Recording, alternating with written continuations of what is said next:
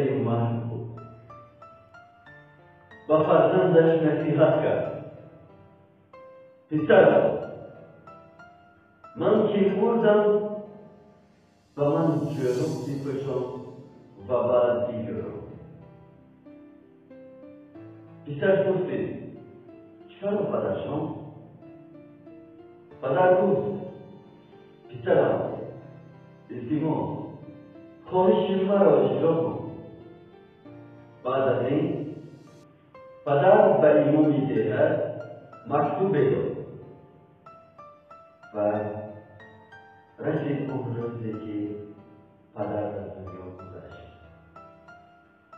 پدر را شستند و وقتی دفن پسر خواست که وصیت پدر را اجرا کند.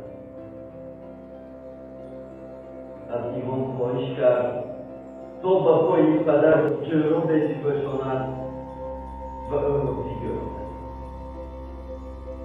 اما امام دیگر رد کرد که این کار امکان ناپذیر است.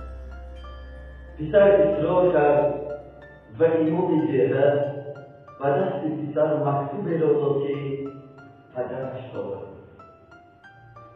پسر مکتوب را گشاد، در آن چنین نوشته شده بود: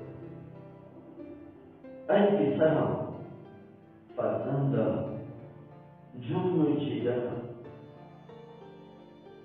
ببین که در این حیات چقدر مال و ثروتی که من داشتم، حتی یک جرابی را با خود برده نمی‌توانم.